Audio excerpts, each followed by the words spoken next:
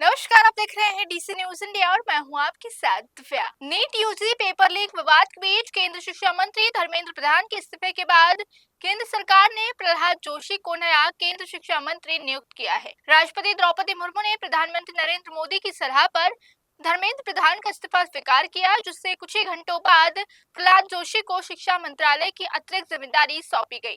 जोशी अपने मौजूदा विभाग के साथ साथ अब शिक्षा मंत्रालय का भी कामकाज संभालने वाले हैं।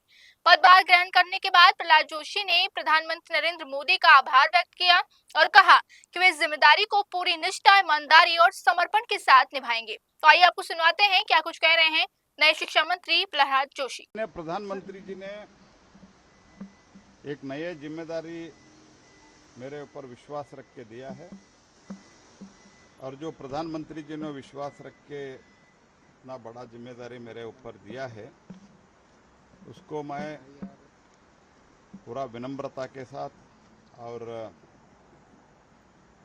पूरा जिम्मेदारी के साथ मैं निभाऊंगा। और बाकी जो चीज़ें हैं मैं एक बार चार्ज लेने के बाद मैं आपसे डिटेल में बात करूंगा। मैं प्रधानमंत्री जी को धन्यवाद अर्पित करता हूं। आई thank Honorable Prime Minister for giving such a huge responsibility, and with a great trust he has assigned this responsibility to me.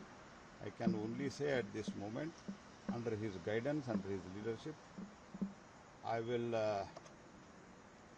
perform and I will try to come to his expectation in this particular department, and I will with full strength I will try to work with all humility and honesty, and I thank Honorable Prime Minister giving such responsibility. In detail I will talk to you after taking the charge.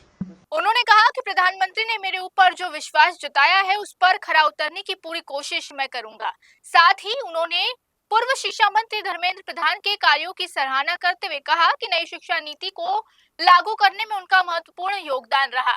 Prahlad Joshi Karnataka की राजनीति में एक प्रमुख चेहरा है। वर्ष 2004 से लगातार धारवाड़ लोकसभा सीट का प्रतिनिधित्व कर रहे हैं। वे 2014 से 2016 तक कर्नाटक भाजपा के प्रदेश अध्यक्ष भी रह चुके हैं।